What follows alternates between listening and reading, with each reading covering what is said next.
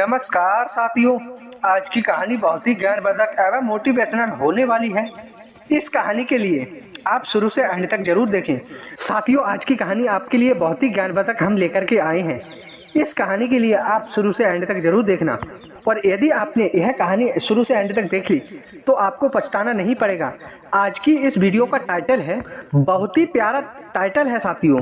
जो स्त्री या पुरुष किसी के लिए धोखा दे जाते हैं तो उनके लिए भगवान कौन सा दंड देते हैं, आपको कभी भी पछताना नहीं पड़ेगा। सच्चाई जान लो। जी हाँ साथियों, आपने सही सुना।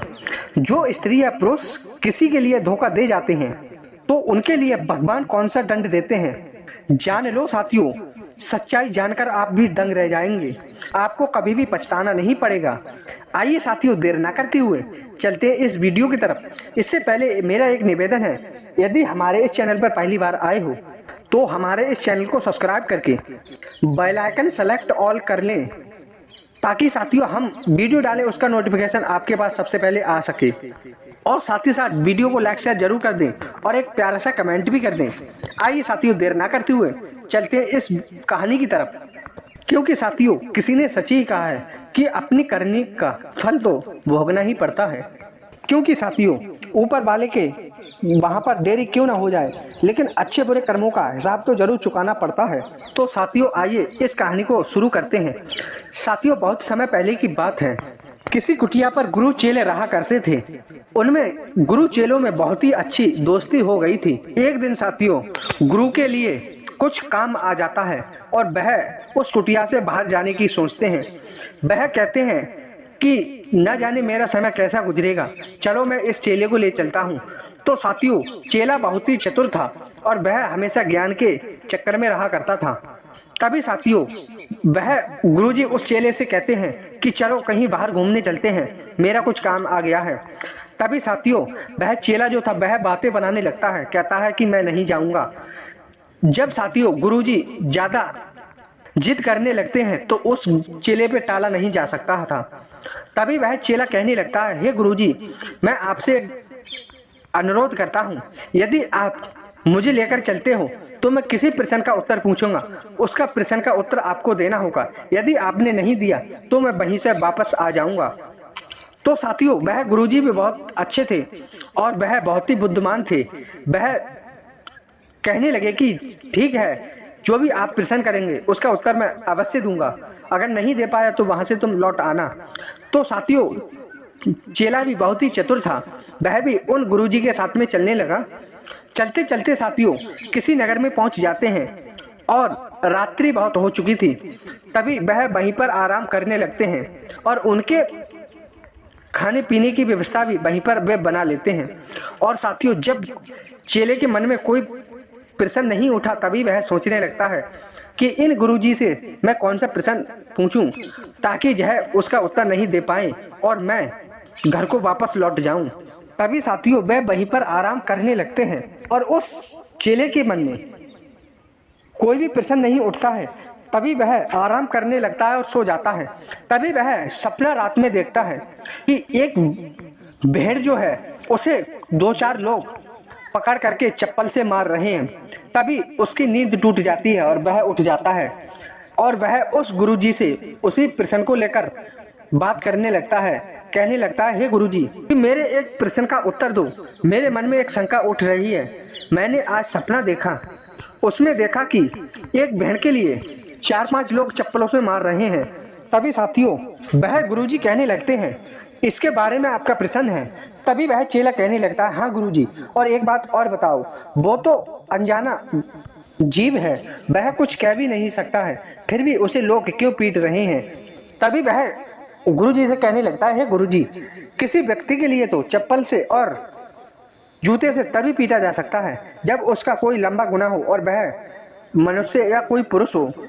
तभी वह चेला कहने लगता है, गुरुजी, यदि आपने इसका उत्तर दे दिया तो मैं रुकूंगा, वरना मैं अपने घर जा रहा हूँ। तभी वह गुरुजी कहने लगते हैं, हे चेले, यदि मैं आपके प्रश्न का उत्तर नहीं दे पाया तो ही तो जाएगा, वरना तो मेरे पास ठहरेगा। तभी वह कहने लगता है, हाँ, मुझे बताने की कृपा करें। तभी वह कहने लगता है, उस भेड़ के साथ में ऐसा दुर्भाव क्यों कर रहे हैं। तभी साथियों, वह गुरुजी कहने लगते हैं कि यदि ऐसी दिशा किसी की होती है तो वह किसी जानवर को मारता है या किसी को विष देता है या कोई भी दुष्कर्म करता है, उसी के लिए ऐसी सज़ा मिलती है। तभी वह गुरुजी कहने लगते हैं कि उसने भी एक ऐसा ही दुष्कर्म किया था, उसने ही एक ऐसा दुर्व्यवहार किया था जिससे उसे उसकी सज़ा मिल रही है। तभी साथियों वह गुरुजी कहानी शुरू करते हैं और कहने लगते हैं, किसी नगर में एक सेठ रहा करते थे और उसकी सैनिक भी रहा करते थे। तभी साथियों वह एक सैनिक ने अपने सेठ को ही धोखा दे दिया था, उसकी सज़ा मिल रही है। तभी वह चेला कहने लगता है, गुरुजी कैसे? तभी वह कहता है, तुम ध्यान से सुनना, मैं सुनाने जा रहा हूँ। तभी गुरुजी सुनाने लगते हैं और कहने लगते हैं। तभी वह कहने लगे कि इस सैनिक ने अपने सेठ के साथ में विश्वासघात किया है, क्योंकि एक समय की बात है, वह सेठ जो थे वह काया पलट की शिक्षा सीखने के लिए जा रहे थे। उससे पहले वह अपनी सेठानी को बता गए थे कि मैं काया पलट की शिक्षा सीखने के लिए जा रहा हूँ। तभी साथियों वह एक बात और बता गए थे कि मैं जब तक तुम्हारे पास नहीं आऊँगा, जब तक शिक्षा नहीं सीख जाऊँगा, यदि मैं शिक्षा सीख गया और मैं किसी भी भेष में आऊँगा तो मैं तुम्हें वो शादी वाली अंगूठी पहनाऊँगा, तो समझ जाना कि मैं ही हूँ। और वह अंगूठी कहाँ रखी है तुम और सिर्फ मैं ही जानता हूँ। तभी साथियों वह एक जादूगर के यहाँ पर पहुँच जाते हैं और काया पलट की शिक्षा सीखने लगते हैं। तभी साथियों उसका सैनिक भी बहुत चतुर था, जैसे जैसे वह करता था वैसे वैसे वह उसका सैनिक भी करता रहता था। वह सारी प्रक्रिया उनकी जान चुका था। तभी साथियों उन्हें कई वर्षों गुजर जाते हैं और वह काया पलट की शिक्षा सीख करके अपने घर वापस आने लगते हैं। तभी साथियों वह सैनिक जो था वह बहुत ही चतुर था और वह कहने लगता है, हे सेठ महाराज, आपने जो शिक्षा ग्रहण की है उसका परिणाम तो देख लो आप। यदि आपके में कोई भी कमी रह गई होगी तो इस नगर में बहुत ही मजाक बनने वाली है आपकी। तभी साथियों वह सेठ को समझ में आ जाता है कि मेरा सैनिक सही कहता है। तभी साथियों वह सेठ जो था वापस आ रहे थे तो उन्हें एक जंगल से गुजरना पड़ता था। तो रास्ते में एक जंगल पड़ता है, वहीं पर उनकी नज़र एक तीतुर पर पड़ जाती है जो जमीन पर मरा हुआ पड़ा है।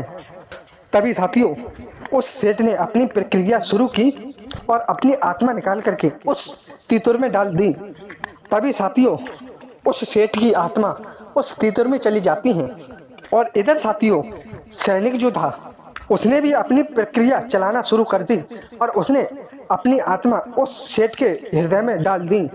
फिर साथियों वह सेठ का हृदय जाग उठा और उसने उस सैनिक के हृदय को तलवार लेकर के तलवार से टुकड़े टुकड़े कर दिए। तभी साथियों उसने उस सैनिक के हृदय को जला डाला। तभी यह सब दृश्य उस सेठ ने देखा। तभी वह सेठ देखता है कि इसने मेरे शरीर में प्रवेश करके और अपना शरीर नष्ट कर दिया है, इस सैनिक ने यह क्या किया। तभी वह सोचने लगा कि ऐसा लगता है इसकी नीयत में भी खोट है। मुझे तो ऐसा लगता है कि यह मेरे सारे महल का राज्य लेकर के यह उन पर राज करना चाहता है। तीतुर में पड़ी जान, यह सब सेठ सोच ही रहा था। तब तक उस मंत्री ने तलवार लेकर के उस तीतुर पर वार करना शुरू कर दिया। फिर साथियों हुआ ये, उस सेठ ने उस तीतुर ने वहां से उड़ करके अपनी जान बचा ली और वह साथियों सैनिक जो था वह अपने दरबार में वापस आ गया और उसी सेठ का सभी राजपाट छीन करके वहां पर राज करने लगा। उसे शंका इस बात की थी कि उसका भेद कहीं खुल ना जाए, इसीलिए उसने सभी शिकारियों को आदेश कर दिया कि इस नगर में और पास जितने भी तीतुर हैं वह सभी पकड़ पकड़ करके मरवा दो और तुम्हारे लिए मुंह मांगा हम इनाम देंगे। तभी साथियों वह उस नगर के सारे तीतुर को मरवाने लगा। तभी वह तीतुर जो था वह किसी तरह से बचते बचाते उस सेठ के कमरे में पहुंच जाता है जहां सेठानी बैठी हुई थी और उस अंगूठी को उठा करके लाया और उस सेठानी के उंगली में पहना दी। तभी वह यह देख करके वह सेठानी समझ गई, हो या ना हो यह तो मेरे ही पति हैं। तभी वह कहने लगी कि यदि यह मेरे पति हैं तो उस सेठ के रूप में मेरे पति कौन है वे जो उस राजपाट को चला रहे हैं। तभी साथियों उस सेठ ने बताया कि सभी बात बता दी और कहने लगी कि मैं तीतुर में प्रवेश कर गया था और वह धूर्त हमारा सैनिक है और उसने ऐसी चाल चल के ऐसा कर दिया है। और उसने मेरे साथ में विश्वासघात किया है। जो विद्या मैंने सीखी वह विद्या उसने भी सीख ली है। तभी साथियों वह सेठ जो था वह सारी बात अपनी सेठानी को बता देता है और अब तो उसने यह ऐलान भी कर दिया है कि इस नगर के सारे तीतुर को मरवा दो। मैं जैसे तैसे जान बचा करके यहाँ तक आया हूँ। तुम एक काम करो, किसी तरह मुझे एक सुरक्षित स्थान पर छुपा दो। तभी साथियों वह सेठ कहने लगा कि यदि वह बहुरूपीय सैनिक यदि तुम्हारे पास आए तो उससे तुम एक ही बात कहना कि हमारे सेठ जो जब विद्या सीखने गए थे तो हमसे वह वादा करके गए थे कि मैं आते ही अपने इस महल में अपने विद्या का प्रदर्शन करूंगा, उसके बाद ही तुमसे आकर के मिलूंगा। तभी साथियों वह सेठ कहने लगा कि यदि वह अपनी विद्या दिखाएगा और अपना हृदय छोड़ करके यानी कि मेरा हृदय छोड़ करके वह किसी में परिवर्तित होगा तब तक मैं उसमें समा जाऊंगा। मौका पाकर के मैं अपना हृदय इस तितुर में से छोड़ करके उस अपने सेठ में ही वापस चला जाऊंगा। तभी साथियों ऐसा सब करने के बाद में उस सेठानी ने उस तीतुर को तो छुपा दिया। फिर उसके बाद में वह सैनिक उस सेठानी के पास में आया। तभी साथियों उस सेठानी ने मीठी मीठी बातें करके उस सारे नगर में उसका प्रदर्शन दिखाने को कहा और उसने कहा कि तुम्हारा मिलना तभी हो सकता है तुम अपनी विद्या का अनुमान करोगे।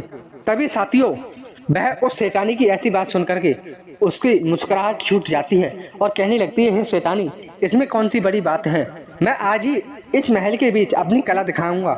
तभी साथियों इतना कहकर के उसने अपने सैनिकों को बुलाया और कहा कि जाओ एक भेड़ के लिए पकड़ के ले आओ। तभी साथियों सैनिक जैसे ही उस महल में लेकर के उस भेड़ को पहुंच जाते हैं तो उधर उस सैनिक ने अपनी प्रक्रिया आरंभ की। उसी तरह उस सेठ ने भी अपनी प्रक्रिया आरंभ की। फिर जैसे ही उस सैनिक की आत्मा उस सेठ के हृदय से निकल करके उस भेड़ के हृदय में प्रवेश की, उसी समय उस तीतुर की आत्मा निकल करके वापस दोबारा उस सेठ के हृदय में समा गई। उधर साथियों वह भेड़ जीवित हुई, इधर साथियों वह सेठ जीवित हो जाता है। यह करामत देख करके साथियों सारे दरबार के सैनिक दंग रह जाते हैं। तभी साथियों उस सेठ ने आदेश दिया कि जाओ इस बकरे के लिए जूते चप्पलों से पीटना, इसने मेरे साथ में छल किया है। तभी साथियों उस सेठ के सारे दृश्य देख करके और उसका सारी बात मान करके वह सेठ के सैनिक जो थे उस बकरे के लिए जूते चप्पलों से मारने लगे। तभी साथियों गुरुजी कहने लगते हैं, हे चेले, आप तो अब समझ गए होंगे, यह भेड़ वही थी जिसने एक अपने सगे सेठ के साथ में विश्वासघात किया था, इसीलिए उसकी सजा जूतों चप्पलों से उसे दी जा रही है। तभी साथियों वह गुरुजी कहने लगते हैं कि इस दुनिया में कोई भी व्यक्ति अगर छल करता है तो वह इन 6 चीज़ों का साथ लेता है, मंत्र और सदी, भेष, समय, वाणी और धन। क्योंकि साथियों कुछ पुराणों में कहा गया है कि विश्वासघात करने वाले को बहुत बड़ी सजा मिलती है। कहते हैं कि अपने दोस्त के साथ विश्वासघात करने से पाप 10,000 यज्ञों से भी, अनुष्ठान से भी नष्ट नहीं होता है। वैसे पापों का तो समाधान हो जाता है, जो विश्वासघात का पाप होता है उसका समाधान नहीं होता है। क्योंकि साथियों इसीलिए कहते हैं कि कुछ काम ऐसे हैं जो दूसरों से छुपा करके ही करने चाहिए, वरना उसका फायदा उठा करके और लोग आपको हानि पहुंचा देते हैं। तो साथियों आप ये जान गए होंगे कि विश्वासघात करने वाले को कौन सा पाप मिलता है। उन्हें 10,000 यदि यज्ञ भी करवा दे जाएं तो भी उसका पाप नष्ट नहीं होता है। तो साथियों आज की यह कहानी हमारी यहीं पर समाप्त होती है। वीडियो पसंद आई हो तो वीडियो को लाइक शेयर जरूर कर दें और यदि हमारे इस चैनल पर नए हैं वह इस चैनल को सब्सक्राइब करके बेल आइकन अलाउ कर दें और साथ ही साथ एक प्यारा सा कमेंट कर दें। धन्यवाद साथियों, मिलते एक प्यारी सी नई ज्ञानवर्धक कहानी के साथ। जय श्री कृष्ण, जय राधे। धन्यवाद साथियों।